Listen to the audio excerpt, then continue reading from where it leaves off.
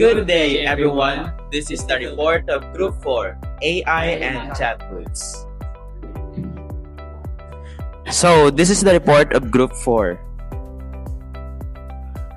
So, the objectives of this report is, at the end of the discussion, the students should be able to first define the artificial intelligence, or what we call the AI, and chatbots. So, secondly, explain how AI and chatbots are used in communication. Then the third one is identify the advantages and disadvantages of AI and chatbots. Then the fourth one is to discuss the importance of responsible and ethical use of AI technology. So, introduction. So what is AI? So, technology continues to change the way people communicate, study, and work. So, ang technology kuno is nag-change in the way people communicate, sa pag-communicate, sa pag-study, and sa pag-work. So, ang pinaka-most popular na gin-innovate today is what we call the AI, or artificial intelligence. So AI is now present in many applications such as virtual assistants, recommendation systems, customer service, and chatbots. So makita na naton sila sa aton nga mga smartphones, gadgets, or even websites mismo sa gadgets. So chatbots are computer programs designed to communicate with people through text or voice. So, ang chatbots ko na is yung program na nadaan sa computer. So, amo na siya ang makita natin kung mga Meta AI, ChatGPT, nga pwede natin mastorya through text, or pwede man kita makasend sang voice message kag sila dayon na sina ma-answer na sila 24/7 maski ano nga oras. Then, they are commonly used in websites, online stores, schools, and social media platforms to answer questions and provide assistance quickly. So, since they are programs and decide to communicate, so, di rin na makita natin sa nag-answer sila sa mga questions kag maka-provide sila sang assistance quickly, 24/7. Then, AI and chatbots are important in computer-mediated communication, or CMC, because they help people communicate faster, easier, and more efficiently. Since we are talking about the computer-mediated communications, nag-use kita sa computer, so very important gid si AI kung nag-communicate kita, most especially in today's modern world. So, maka-communicate kita faster, easier, and more efficiently. Kaya pwede man kita makapamangkot sa mga information nga aton nga i-communicate, then pwede man kita maka-ask kung paano kita mag-communicate in a digital world. So what is artificial intelligence, or AI, will be tackled by Mr. Romel Donato. So, what is artificial intelligence, or AI? Artificial intelligence, or AI, is the ability of computers or machines to perform tasks that normally require human intelligence. So, ang AI naman niya, amo siya ang mga abilities sa mga machines or computers to perform tasks that normally require human intelligence. So, these tasks include understanding language, solving problems, learning from experience, recognizing images or voices, and making decisions. So, understanding language, for example, may gina-search ka na, or may mga language ka nga wala na balan, so pwede mo siya ma-search through AI to translate. And solving problems naman niya, kung may mga questions ka nga wala ka nga nabalan, so pwede mo na siya ma-copy tapos i-paste mo sa search bar. Then, solving problems na mo na siya ma-automatic na siya maka-answer. Tapos, sa learning from experience naman niya, sa for example, scroll ka sa Facebook, kung may kwan ka, like ang term nga ginatawag ng algorithm. So, kung ginalanta mo yung mga action movies or mga music lang. So, pagka next scroll mo, amo na siya magwa na kung ano ang algorithm na kanya. Tapos, ang sa recognizing images or voices naman niya, sa mga cellphone, like sa mga lock screen. So, AI is recognize siya sa mga itsura sa mga tao, mga images or mga voice, and also making decisions, so may siya siyang decision or mga suggestions. So examples of AI is voice assistants like Siri and Alexa. So mo naman siya for example may sa mga luxury nga mga hotels like mambal ka, "Hey Siri, can you turn on the lights for me?" Shush! Like amo na sa mga voice assistants. Tapos sa recommendation systems on YouTube or Netflix, atong hambal ko nga sa mga algorithm. So recommendation systems on YouTube sa mga search sa mga kanya maka-recommend siya sa mga next mga gusto lang tawon or mga action movies. And face recognition on phones na atong hambal kagina nga sa mga lock screen nyo sa mga face recognitions. And AI chatbots like ChatGPT, amo naman ni sila lang arang mga sila ni Siri, ni Dola, ni Sisi. So the next topic is, what is chatbot? Chatbot is a computer program designed to simulate conversation with humans. It can understand questions, messages, and respond in a way feels like talking to a real person. Just like sa ang gambal ni Jack na kagina nga about sa mga answering questions, pwede man sa maka-complete sa task. Amo ni sa ang sa chatbot. Answer questions like ChatGPT, Dola, as what Romel said earlier. Provide information kung may kinanglan ka or may gusto kang mabalaan, i-search mo lang sa chatbot or sa AI. Assist customers. Nang amo ni sa sa for example sa mga bangko ga smart na silang gasulod na kung may magbayad or may mag-utang, ga auto na sang record sa mga balance kag sa account nila. Give automatic replies. Sa sa chatbot like sang sang ChatGPT kag sang mga Dola, may aran sila nga naka-program na daan nga once amo ni pamangkot nga may magwan na dayon nga information nga amo na ang sabat nga ihatag sang AI. A chatbot is like a digital assistant you can chat with through text, voice to get information, help, or complete tasks. Simulate human conversation. Pareho sang sang Dola, may ara man sa ka-exist nga pwede ka ka-chat or pwede ka pangayo advice, pwede ka man ka pangayo sang advice sa mga business or sa about sa life nga kung paano kita magkabuhi isang tadlong kag kung paano ta magpadagan sa business. Next is the types of chatbots. First is role-based chatbots. So, role-based chatbots means can follow fixed rules and prepared answer. And they can only answer limited and simple question. For example, in automated question, reply is type yes or no or press 1 for payment. And then if ang kinalainan ni role-based chatbot if question is not included in the program, it may not answer the question properly. And the next is AI-powered chatbot. It means use artificial intelligence and machine learning, can understand different questions and improve responses. Example, ChatGPT and virtual assistant. It means ang artificial intelligence gives smarter answer. And then the rule-based chatbot naman is can give lang sang simple kag limited answer. So after we tackle about the types of AI, we will be tackling the uses of AI in chatbots. So dili natin nabalaan kung sa diin natin ginagamit ang chatbots kung paano ini siya natin gamiton.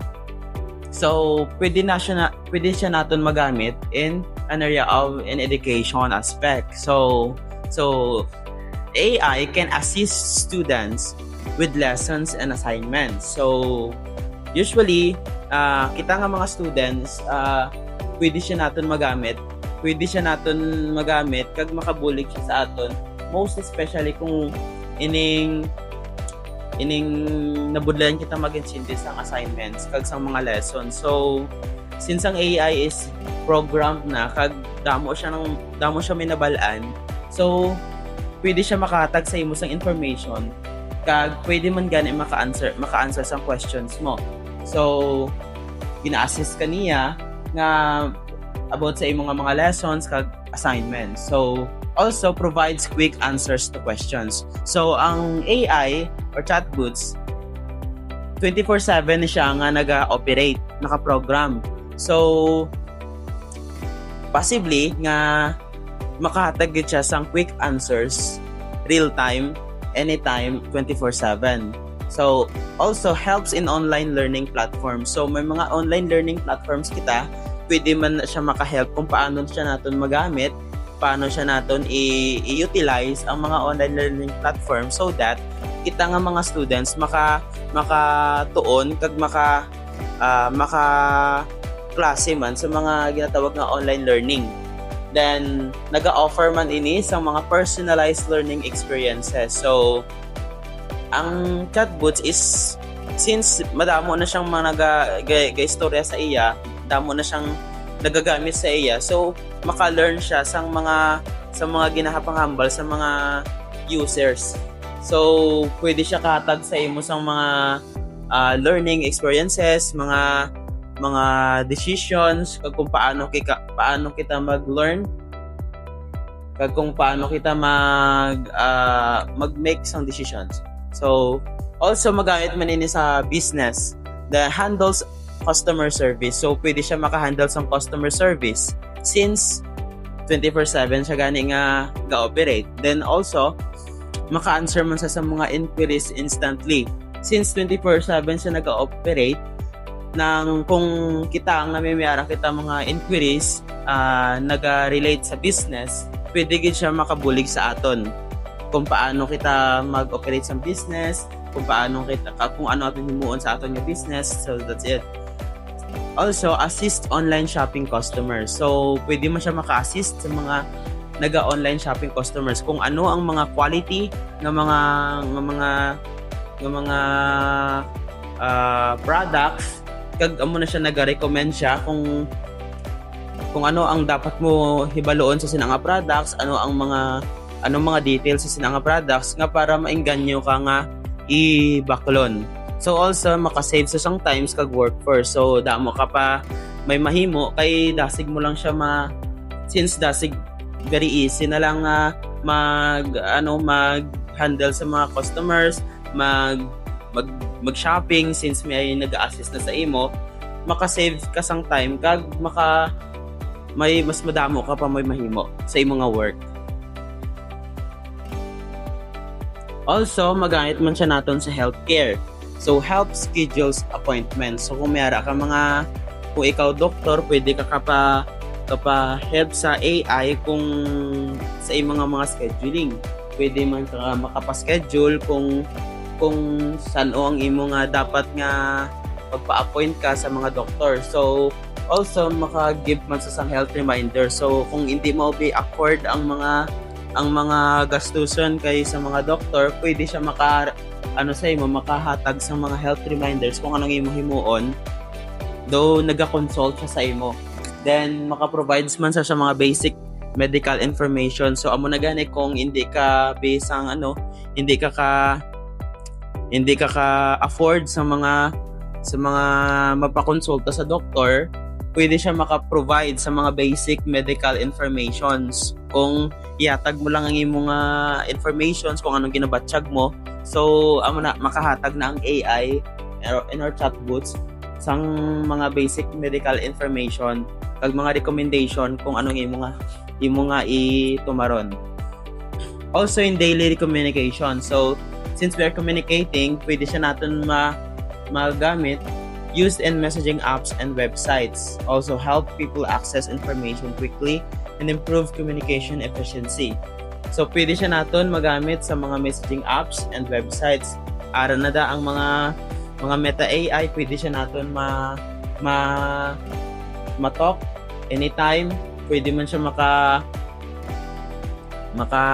makabulig, people access information quickly. Pwede mo ibutang mo lang da kung anong information sa sining nga tao, pwede siya dayon makahatag sang information. Tapos maka-improve man siya sa communication efficiency. Kung naga-communicate kita sa AI, pwede siya kung suguon siya naton nga i-correct ang naton nga mga grammar, pwede yan na mahimo, so that maka-improve siya sa communication efficiency. So that's it. Hi, good afternoon. Today we're gonna look at the advantages of AI and chatbots. First is we have fast responses. So one click away, where you search about your topic or your context about any sort of things. AI and chatbots can give you fast responses. They provide quick answers and assistance for your needs. Okay, next is 24/7 availability. Okay, so this, the 24/7 availability, you can use AI 24/7, where it has, as long as you have internet access, you can access the AI in chatbots anytime and anywhere. So they can work anytime without rest. Okay, third is we have convenience. Okay, people can get information easily. As long as you have, as I said, as long as you have internet access and you provide to the AI or chatbots what you want about this info and that info, it can get information easily. Okay, next we have effective. Okay, cost-effective, businesses can reduce customer service costs. So this can help people that has low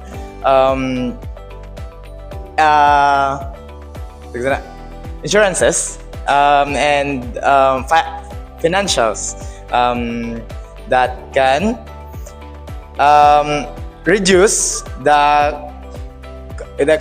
customer service where the needed customer is not, or the needed human is not needed. That's why we have the AI and chatbots. Next is we have the supports learning. So support learning, students can use AI tools for research and study assistance. Okay, now we have next is the disadvantage. Right, next on. Okay, now we have the disadvantages of AI and chatbots. First is we have lack of human emotion. So chatbots cannot fully understand feelings and emotion about the topic that you give, unless you provide them what you wanted about that topic. Next is we have the incorrect information. So AI may sometimes provide wrong and misleading answers. It said that AI is the accuracy of AI is 95% based on AI. So I asked AI about this one. So next we have the privacy concerns. So privacy concerns, it is the personal data may be collected or misused. So your own personal data can be collected by the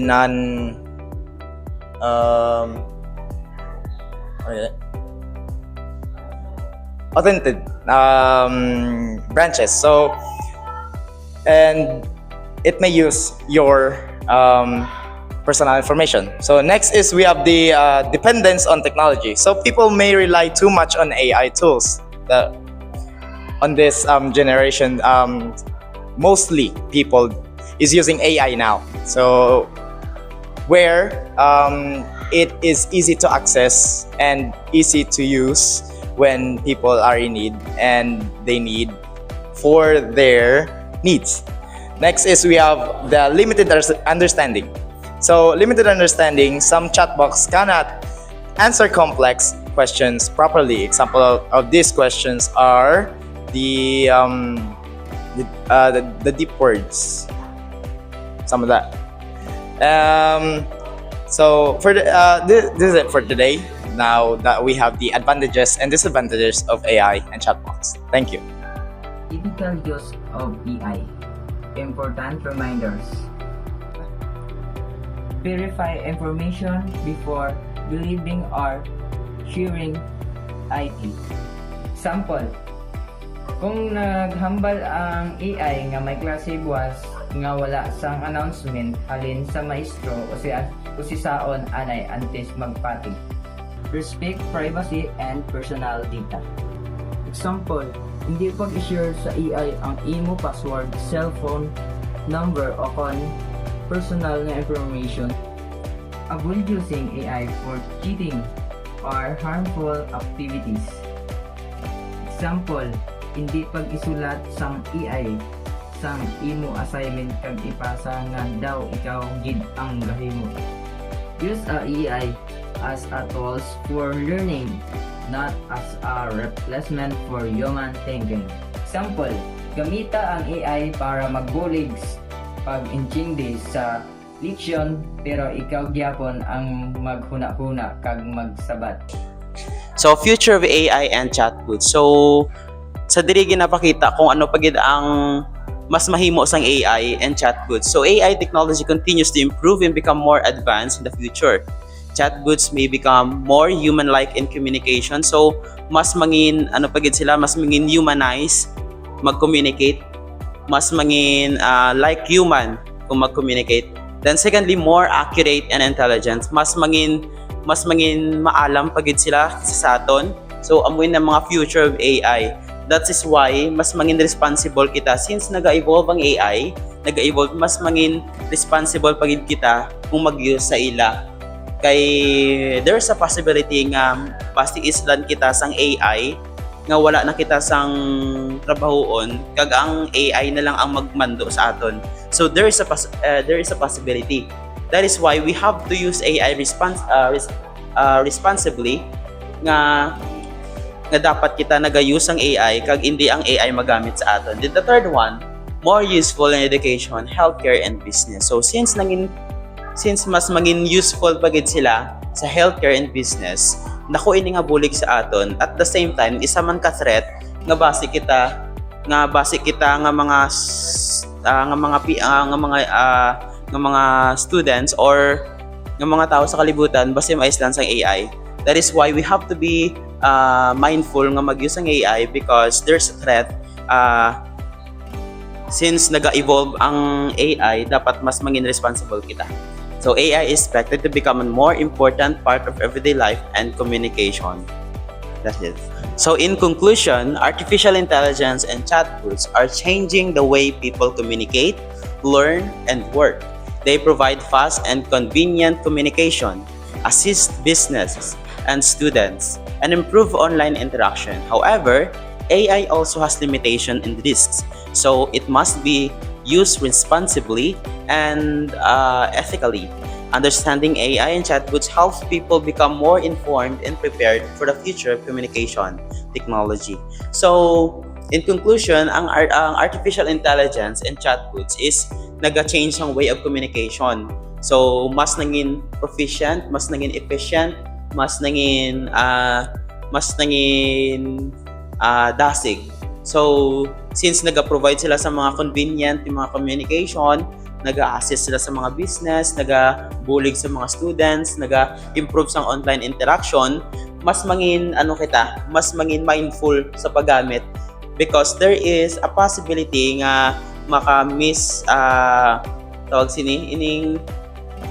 may mga risk kag may mga limitations man sila. So, kita mas mangin responsible kita kag mas mangin ethically sa pag-use ng AI. Knowing ang AI and chatbots nag-help some people become more informed and prepared for the future of communication technology. So, ang sa akon lang is mag-use kita sang AI nga naayon sa mga kinahanglanan naton kag hindi naton pag-abuso ng AI so that sa masunod yung mga panahon nga ang AI is mag-innovate pagid dapat mas mangin mas mangin mindful because there's a threat nga base kita magamit sang AI kag sila naman ang magmando sa aton. So that dapat kita ang magamit sang AI kag sila ang mag-perform sa mga gusto ta. So that is. Once again, I am Jacob Bailoses. I am Romel Donato. I am Listen Dinongan. I am Ken Gomez. I am Kevin Tasona. This is the report of Group 4.